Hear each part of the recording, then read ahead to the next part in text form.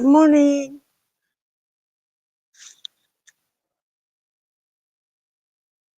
Let me know if you can hear me.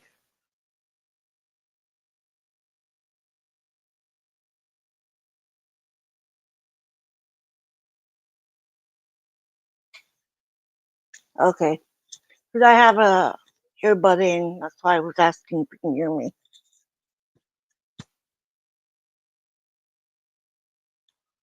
Oh, so I'm live here on YouTube and I'm live on my phone on Facebook. I figured I'd go early. I didn't walk today. I might go after AA. I'm not sure yet. My back has been hurting lately because it got cold outside. Yep.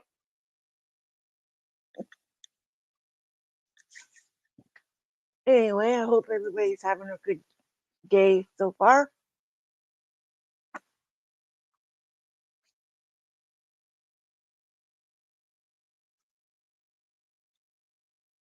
So, my sobriety birthday is on. Take this thing off the wall. My sobriety birthday is on Saturday, so I won't be able to do a meeting on Saturday because I have to work. Monday I won't be able to do it because I have a doctor's appointment. So maybe depending on how I feel on the 18th, maybe then I could do a meeting. But I know I will do one on Thursday for sure. Thursday or Friday. Probably Thursday.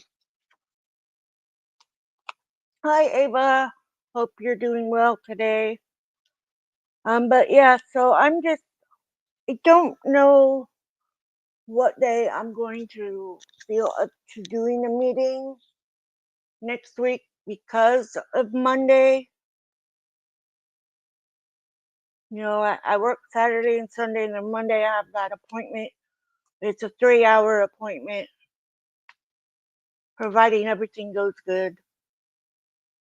And then that Tuesday, I'm supposed the Tuesday after my sobriety birthday, which will be the 18th, I might be going to a women's meeting with my sponsor, depending on how I feel. And so I'm not definite on those 4 days, 3 days, whatever, because I've never had an infusion done. But my sponsor is like reassuring me. She's like, "It's all right. You're gonna be good."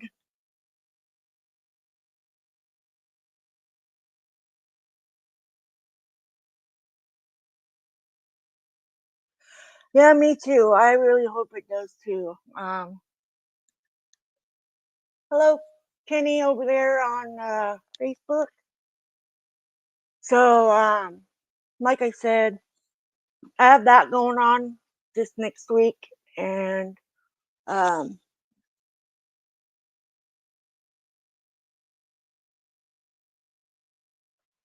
so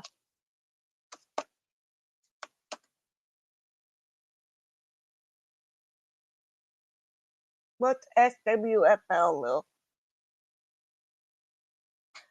Anyways, this is a meeting today.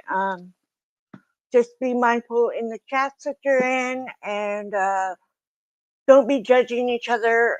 It is a meeting, and it is for everybody who decides that they want to join in on um, being part of. Oh, hello, something. SWFL, thank you for coming. Like I said, be mindful in the chat. If they're here, it doesn't mean that they're an alcoholic or an addict. It might just be they're supporting my channel. I am a recovering alcoholic. I'm almost 11 years sobriety. I'm pretty proud of that, and it's been a lot of work, but it's been worth every day. So let's go ahead and get into it. God, grant me the serenity to accept the things I cannot change, the courage to change the things I can, and the wisdom to know the difference.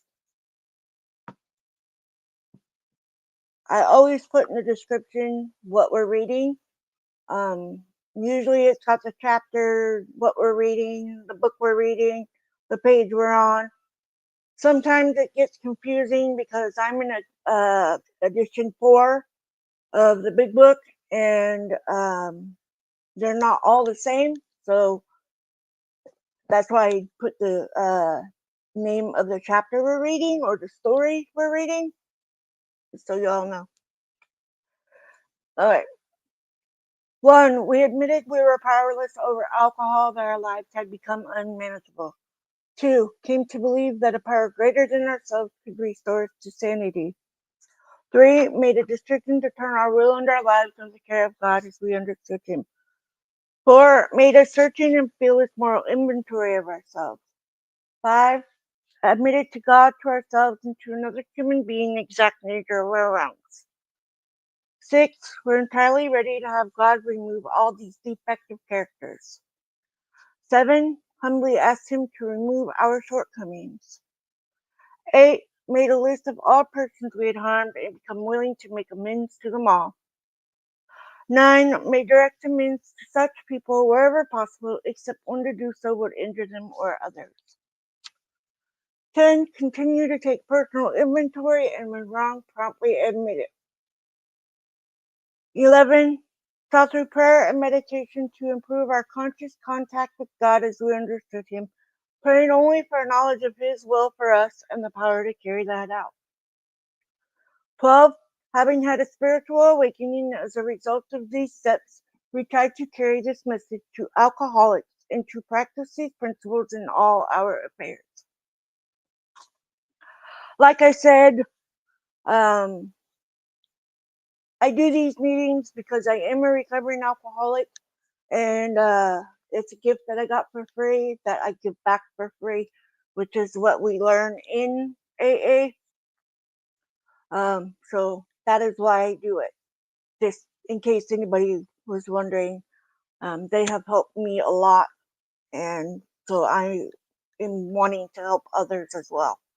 And I see my sponsors here. I love you, Tony. Thank you for helping me get through these 11 years. It's been a rocky ride, but we've done it. So I'm starting on, we started chapter 8, the 2 wives, and we're on page 112, and I'm starting at he probably.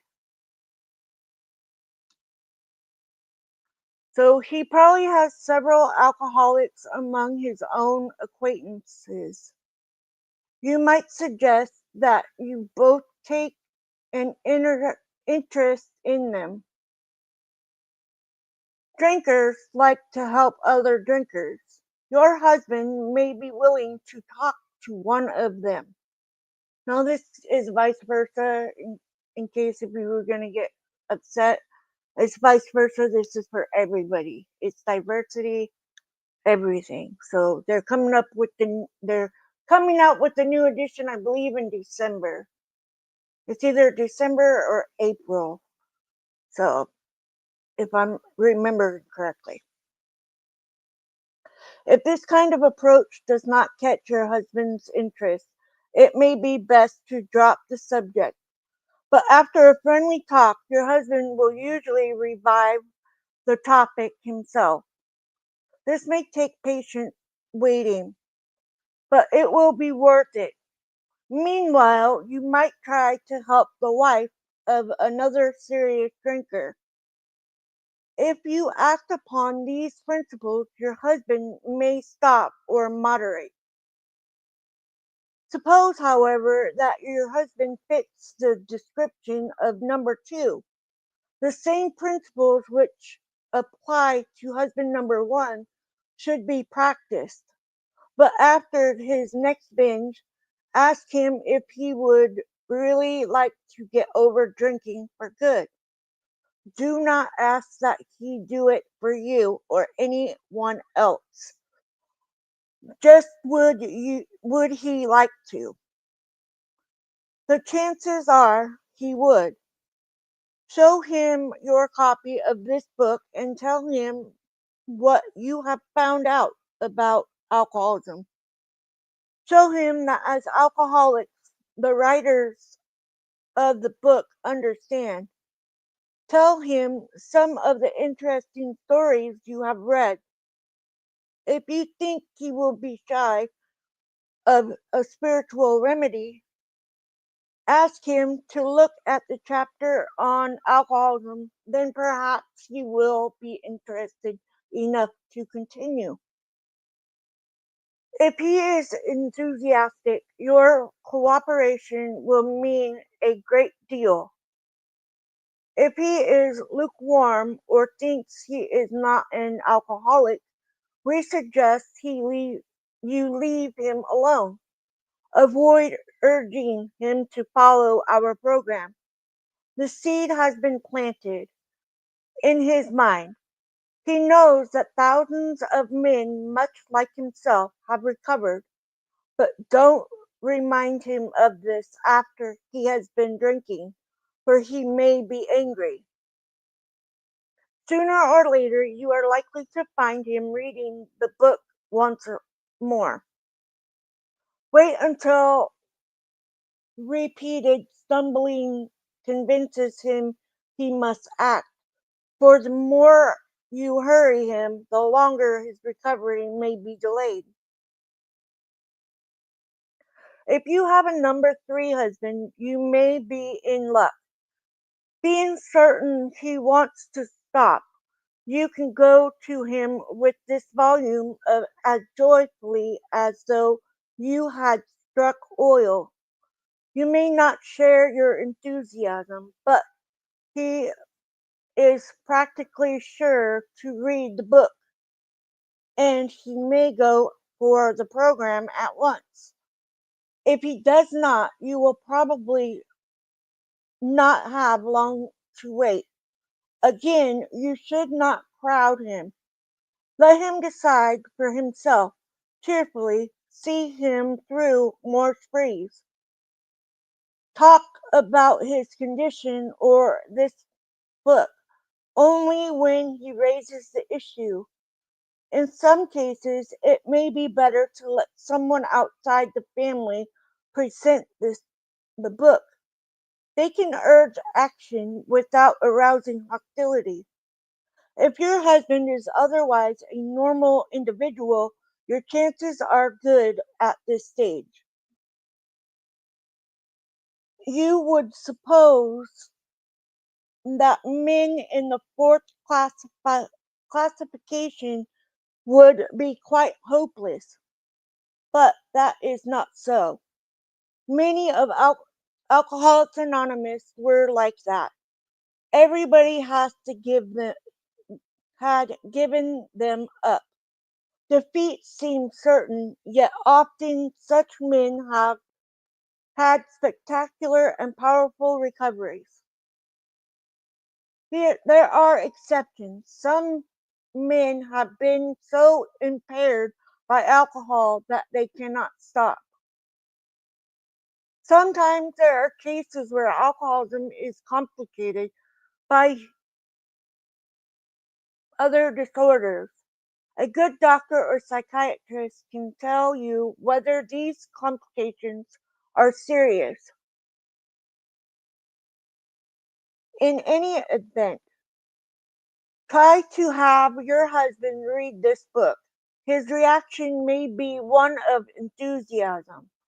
If he is ready, if he is already committed to an institution, but you can convince, but can convince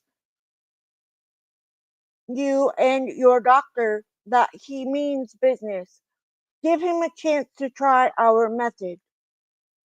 Unless the doctor thinks his mental condition too abnormal or dangerous. We make this recommendation with some confidence. For years, we have been working with alcoholics committed to institutions. Since this book was first published, AA has released thousands of alcoholics from asylums and hospitals of every kind. The majority have never returned. The power of God goes deep. You may have the reverse situation on your hands.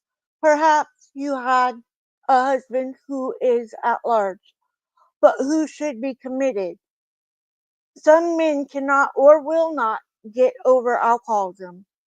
When they become too dangerous, we think the kind thing is to lock them up. But of course, a good doctor should always be consulted. The wives and children of such men suffer horribly, but not more than the men themselves. But sometimes you must start life anew. We know spiritual, er, sorry, we know women who have done it. If such women adopt a spiritual way of life, their road will be smoother. If your husband is a drinker, you probably worry over what other people are drinking are thinking, and you hate to meet your friends. You draw more and more into yourself, and you think everyone is talking about conditions at your home. You avoid the subject of drinking, even with your own parents. You would not know what to tell the children. When your husband is bad, you become a trembling recluse, wishing the telephone had never been invented. We find most of this embarrassment is unnecessary. While you read not dis- or while you need not discuss your husband at length, you are quietly let you can quietly let your friends know the nature of his illness. But you must be on guard not to embarrass or harm your husband. When you have carefully explained to such people that he is a sick person, you will have created a new atmosphere. Barriers which have sprung up between you and your friends will disappear with the growth of sympathetic understanding. You will no longer be self conscious or feel that you must apologize as though your husband were a weak character. He may be anything but that. Your new courage, good nature, and lack of self consciousness will do wonders for you socially. The same principle applies in dealing with the children, unless they actually need protection from their father or whatever the other parent is. It is best not to take sides in any argument he has with them while drinking. Use your energies to promote a better understanding all around. Then that terrible tension which grips the home of every problem drinker will be lessened. Frequently, you have felt obliged to tell your husband's employer and his friends that he was sick, when as a matter of fact he was tight. Avoid answering these inquiries as much as you can. Whenever possible, let your husband explain. Your desire to protect him should not cause you to lie to people when they have a right to know where he is and what he is doing. Discuss this with him when he is sober and in good spirits. Ask him what you should do if he places you in such a position again. But be careful not to be resentful about the last time he did so. There is another paralyzing fear. You may be afraid your husband will lose his position. You are thinking of the disgrace and hard times which will befall you and the children. This experience may come to you, or you may already have had it several times. Should it happen again, regard it in a different light. Maybe it will prove a blessing. It may convince your husband that you or that he can stop if he will. Or sorry, it may convince your husband he wants to stop drinking forever. I always do that. I skip where I'm at. My eyeball just goes past that. And now you know that he can stop if he will. Time after time, this apparent calamity has been a boon to us, for it opened up a path which led to the discovery of God. We have elsewhere remarked how much better life is when lived on a spiritual plane. If God can solve the age old riddle of alcoholism, he can solve your problems too. We wives found that, like everybody else, we were afflicted with pride, self pity, vanity, and all the things which go to make up the self centered person, and we were not above self selfishness or dishonesty. As our husbands began to apply spiritual principles in their lives, we began to see the desirability of doing so too. At first, some of us did not believe we needed this help. We thought on the whole we were pretty good women, capable of being nicer if our husbands stopped drinking. But it was a silly idea that we were too good to be to need God. Now we try to put spiritual principles to work in every department of our lives. When we do that, we find it solves our problem too. The ensuing lack of fear, worry, and hurt feelings is a wonderful thing.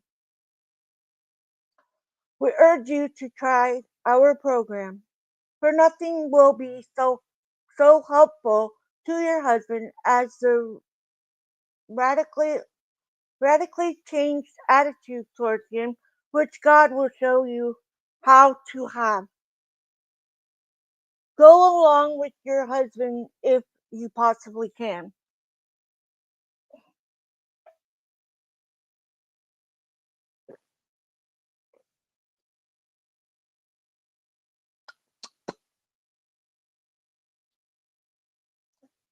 That energy drink is tart.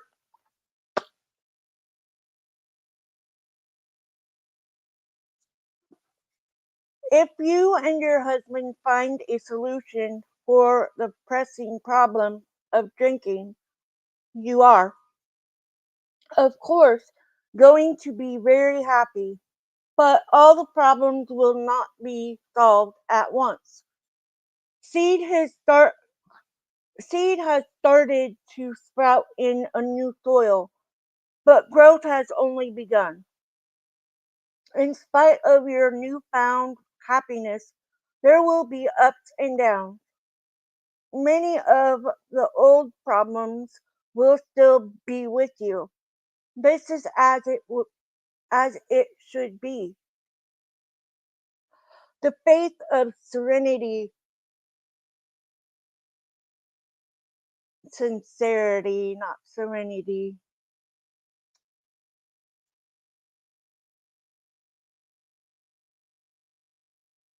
Now I lost my spot again. I both stopped jumping.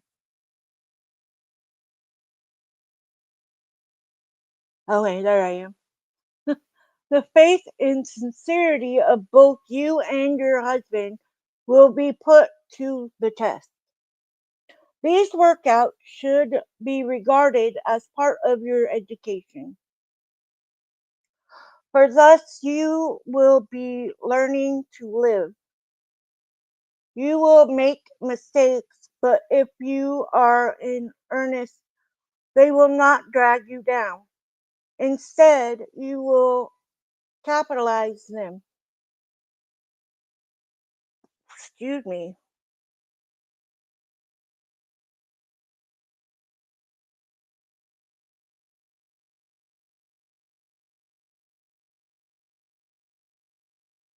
A better way of life will emerge when they are overcome.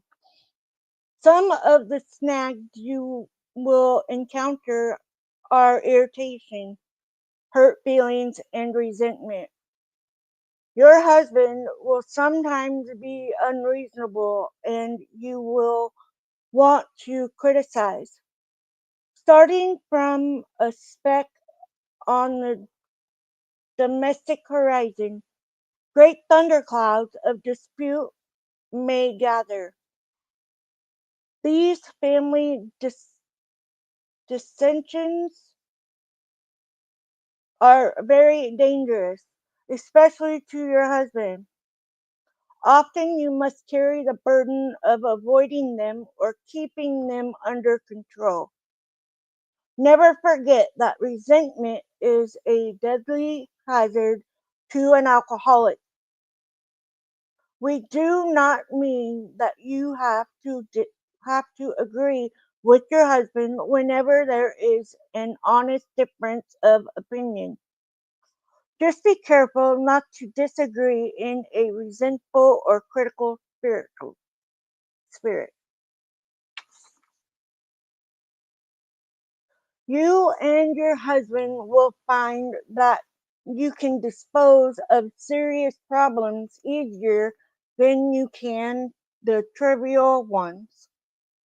Next time you and he have a heated discussion, no matter what the subject, it should be the privilege of either to smile and say, "This is getting serious. I'm sorry I got disturbed.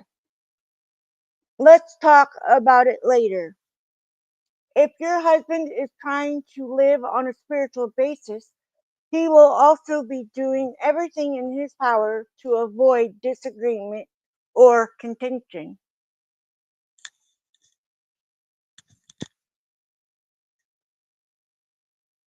Your husband knows he owes you more than sobriety. He wants to make good, yet you must not expect too much.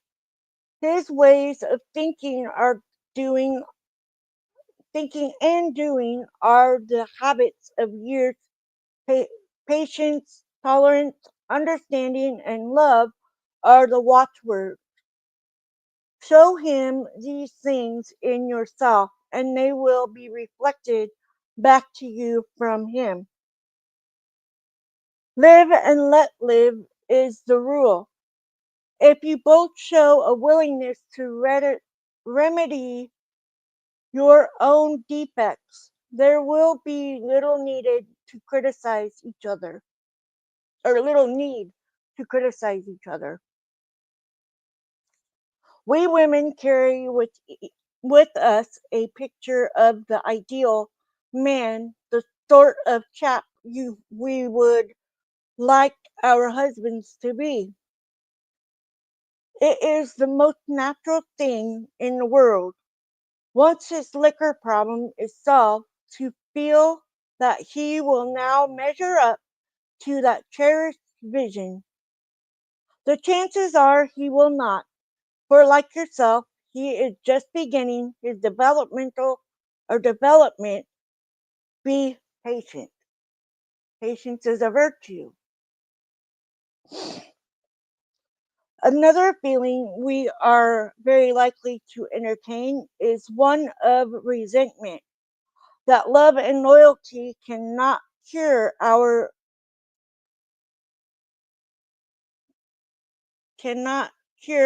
husbands of alcoholism. We do not like the thought that the contents of a book or the work of the other alcoholic has accomplished in a few weeks that for which we struggled for years. At such moments, we forget that alcoholism is an illness over which we could not possibly have had any power. Your husband will be the first to say it was your devotion and care which brought him to the point where he could have a spiritual experience. Without you, he would have gone to pieces long ago. When resentful thoughts come, try to pause and count your blessings. After all, your family is reunited. Alcohol is no longer a problem, and you and your husband are working together towards an undreamed of future. Still, another difficulty is that you may become jealous of the attention he bestows on other people, especially alcoholics. You have been striving for his companionship, yet he spends long hours helping other men and their families. You feel he should now be yours. The fact is that he should work with other people to maintain his own sobriety. Sometimes he will be so interested that he becomes really neglectful. Your house is filled with strangers. You may not like some of them. He gets stirred up about their troubles, but not at all about yours. It will do little good if you point that out and urge more attention for yourself. We find it a real mistake to dampen his enthusiasm for alcoholic work.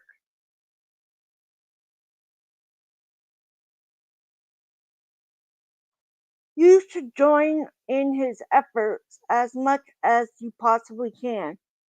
We suggest that you direct some of your thoughts to the wives of his new alcoholic friends.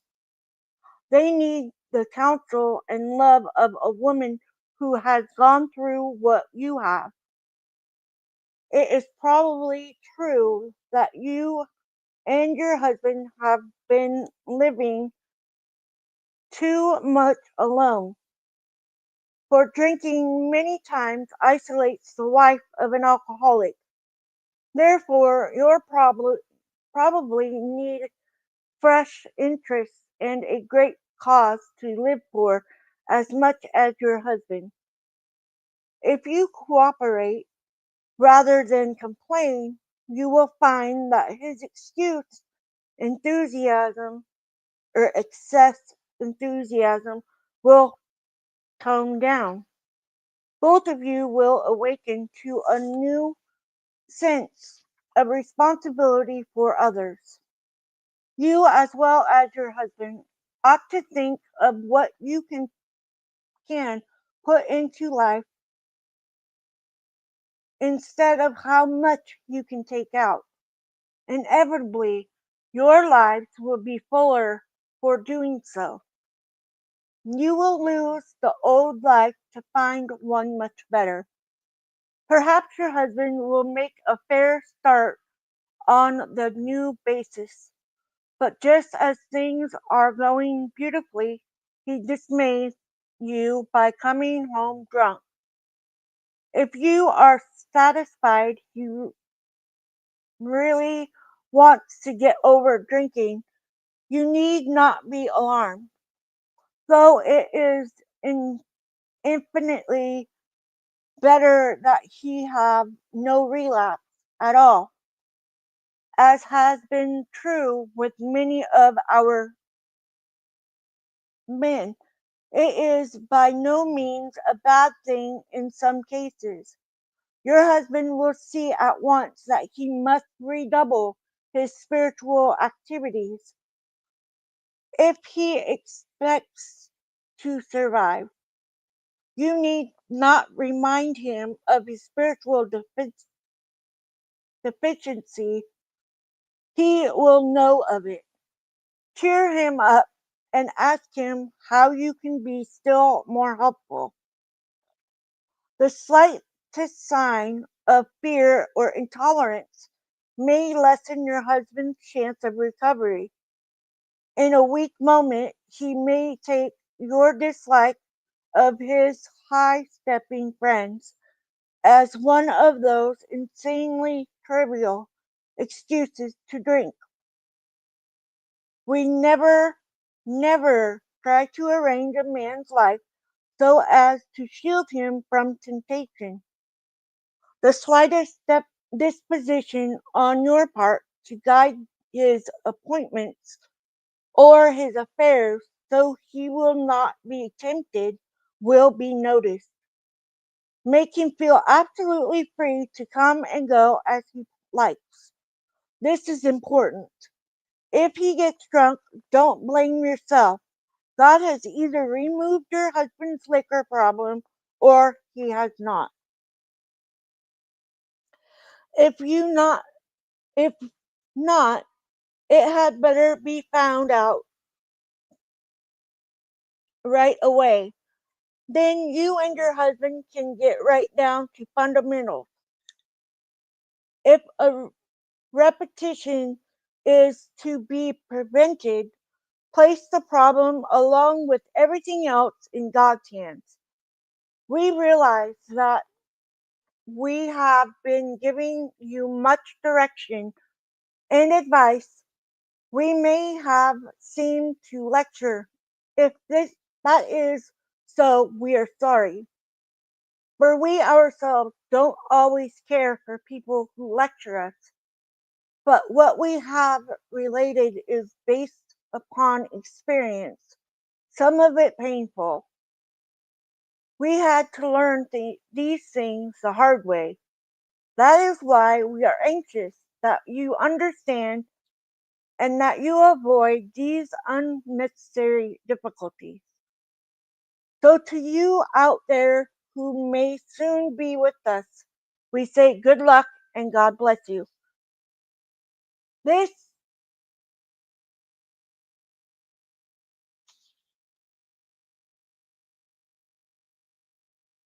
when I first read this one and I actually understood it and realized that it meant also for the wife who is the alcoholic, it works both ways. And for me, when I first got sober, I got sober way before 2014. I got sober and I was sober for a year. And I thought, okay, I kicked it, and like many of us do, we we go back out. I did. But when I found AA and I started using the books and meetings and a sponsor and working my steps and working with other alcoholics. No, I don't get close to all of them. And I know that I can't help everyone, but I know also that I can help someone. And that someone is going to be the someone that decides that it's a life that they want. We can't help everybody, it's a suggestion. And we can't force people to accept the help. I didn't know that it would work for me, honestly. And my friend, another alcoholic, he's a man, he's been my friend since I was 16 years old. I didn't know that he had known about AA and stuff. And so when I reconnected with my friend, I was like, I quit drinking, a few months ago, and we connected on that. And he said, I know where there's a meeting. Will you meet me at one? Like, whatever. And so I did. I met him there, and I met all these people. Mind you, I did not say a word. My sponsor can vouch for it. I did not say a word. My husband had to say who I was. And it took me a while still to get to the point where I was willing to open up and let other people know my struggles and the things that I went through of being the alcoholic. And, a lot of people think that you can cure alcoholism. You don't cure alcoholism, you just cure the alcoholic, kind of. It's helping us get to know that we have this out. We can use these as tools to guide us in the right direction. We learn that we're not the only ones who can relate to this problem. Um, and I will forever be an alcoholic, and I have accepted that. Now I choose to be a recovering alcoholic because that is the best life for me. With that being said, I also do know that there's still that chance that I could step off the water wagon and go back to drinking. All it takes is just like that. And that's what it took for me to go back out before I found AA.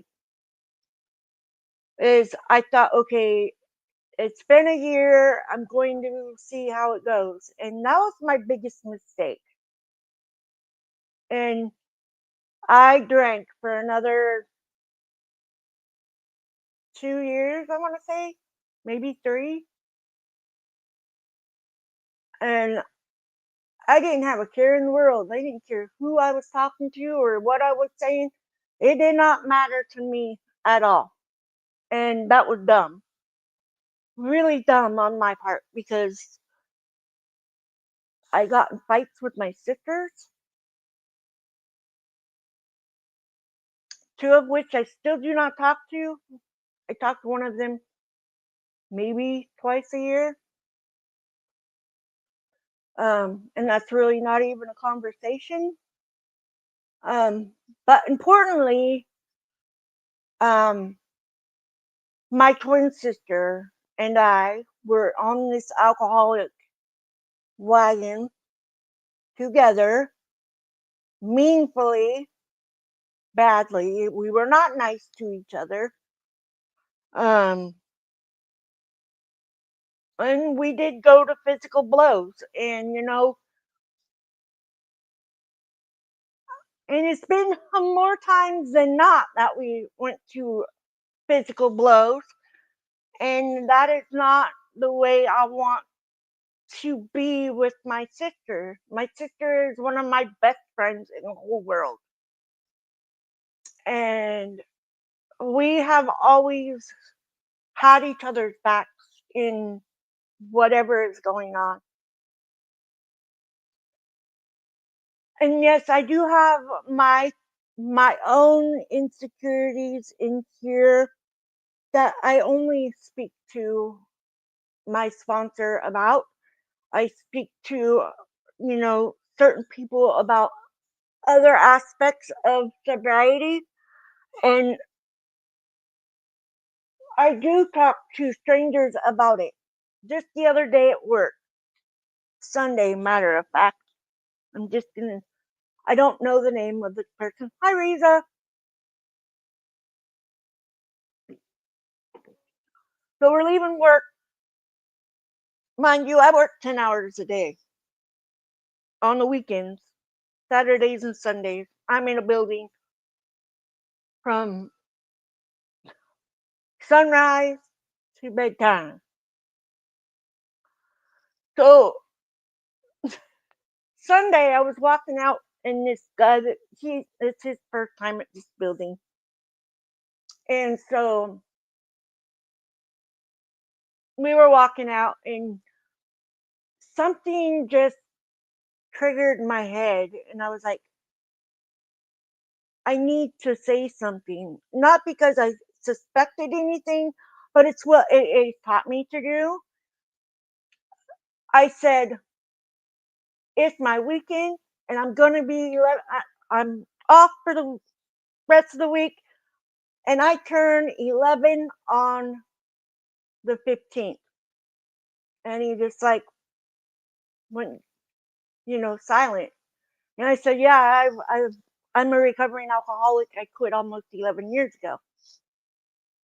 And he just looked at me, and I was like, yeah. And he goes, well, I quit drinking a few years ago. I think he said like 3 years ago. And he's been sober off of the other stuff for like 11, I think he said. And I was just like, I don't know how I do that, but this is like everywhere I go. I don't care who it is. I just say I'm a recovering alcoholic. But AA taught me that because that's what I am. That's who I am. And I even say it in live chats on, you know, videos. I say it in their comments. And I'm not, I don't miss that part of me, but I do keep that part of me close because I remember almost everything from those days. Almost everything. I was not a blackout. Never. I can't say never. I did once. You guys already know that. But I do thank my sponsor for being there. I thank the rooms for being there. I thank my sponsor and another sponsor who's passed on. Um, the sponsor that passed on, she was always telling me use your voice, and that was something that I never did, was use my voice for a better purpose. I used it when I wouldn't remember what I was saying on the phone, and so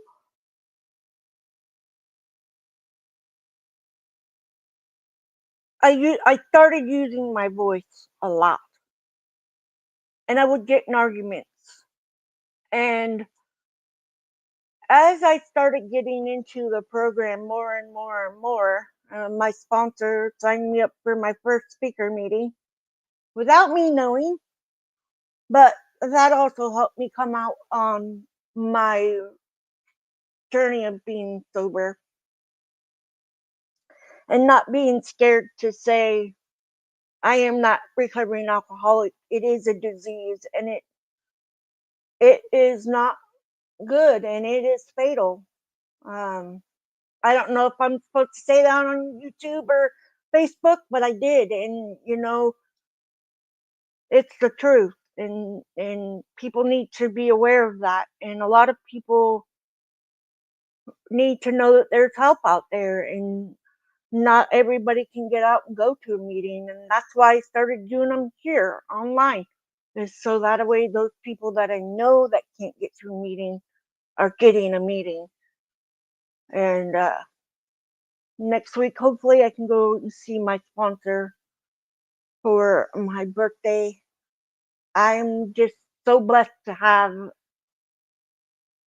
come this far in sobriety and know that I'm doing it, and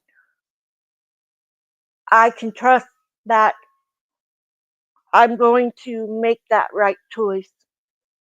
And you know, my my life does not hide away from alcohol. I go around it, and it's not a problem. Um, People have offered me alcohol, and I've told them no, and I don't have a problem saying no. And that's where the alcoholic has the problem when they're, not into their sobriety. Is you get offered, you're gonna take it, and that's not. I'm not saying, because you might be going to a meeting and then you go drink, and I've I know people that have done that, and it's sad. But like it says, we can't guarantee that everybody's going to grasp it on the first go or the second, and they may never. I know people that never did, and you know, we have today, and we can be sober today, and we can work our program every day on a daily basis, and it it gets easier to know what you need to do to just walk through your life as only controlling yourself and making those right decisions for yourself. You can't have everybody else doing that for you, just the same as you can't do that because of somebody else, if that makes sense. Don't do it for somebody else's well-being. It has to be for your own. Um, you have to choose it over everything else. And I choose sobriety every day. When I wake up in the morning, in the afternoon, all day long, at night when I go to bed. And yes, I used to have that pink cloud dreams of drinking. Yes, I did. And once on occasion, I do have that dream, but they do subside as you go on in your sobriety. And that's where some people come into a wall is they think, okay, now what's happening? And it can be challenging, but you can do it. You just gotta do it for you. Choose it for yourself, not for others.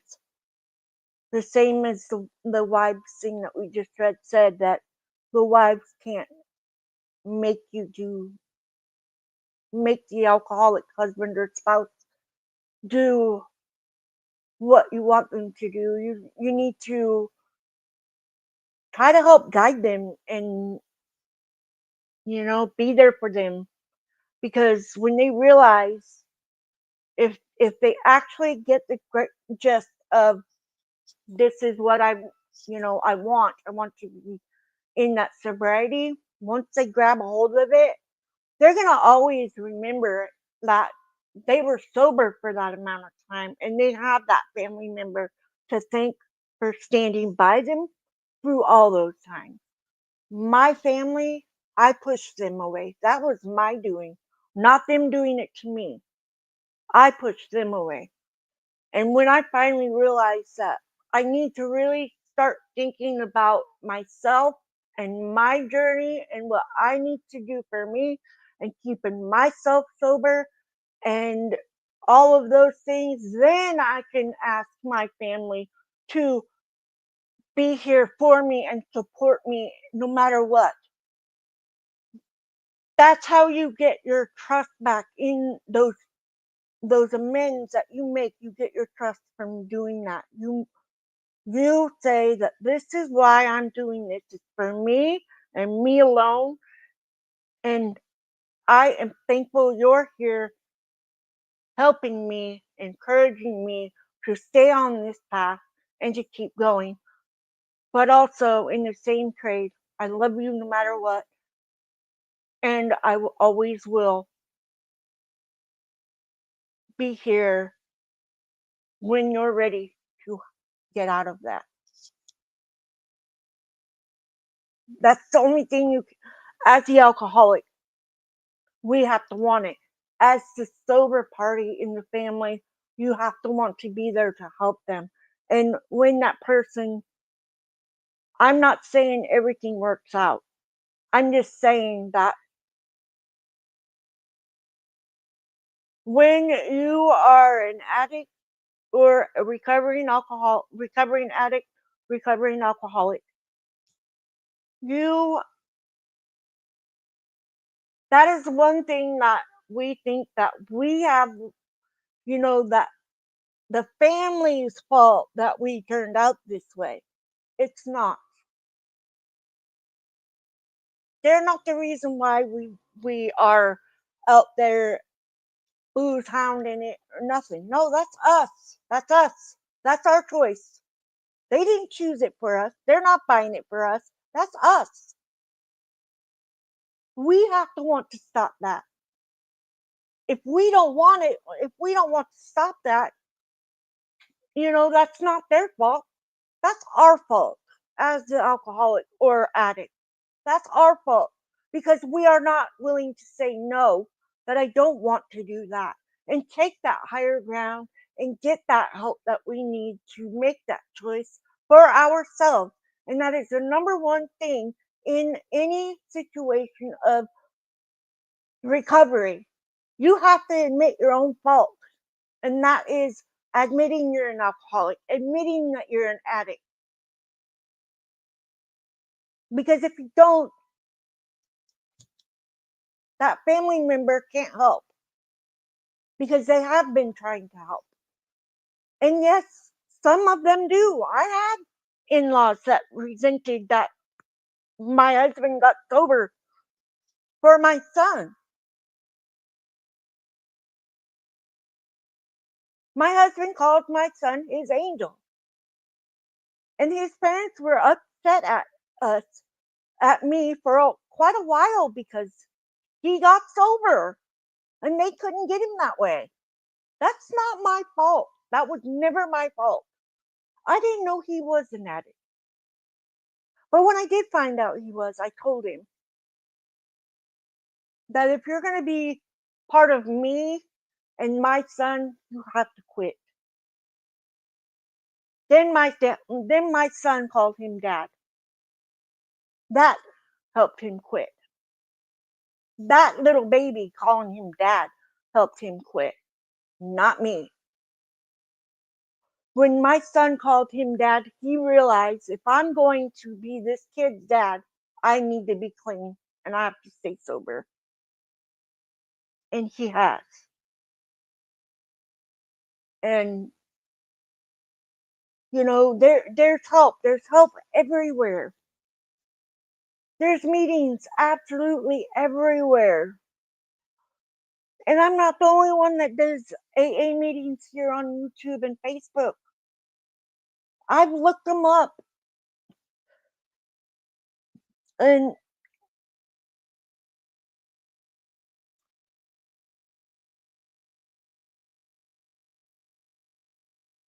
I know I have already said that we lost a family member in a house fire.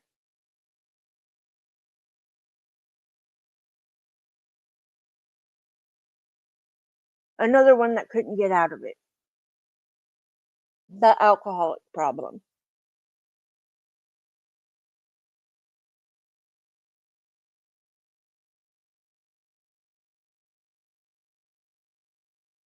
But anyways, I babbled long enough. But I just hope that I reach you through your screen and tell you you're definitely not alone. There are a lot of us that understand the struggle and the feelings of being on that side of being an alcoholic or the addict.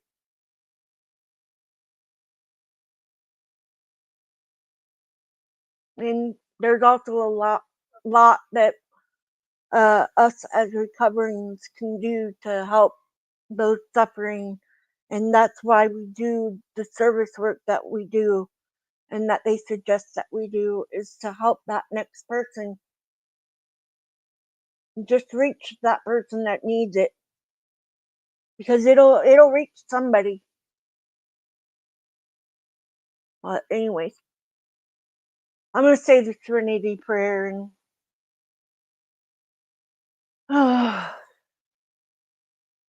God, grant me the serenity to accept the things I cannot change, the courage to change the things I can, and the wisdom to know the difference. Keep coming back. It works if you work it. I love you guys. Be safe out there. Remember, you're not alone.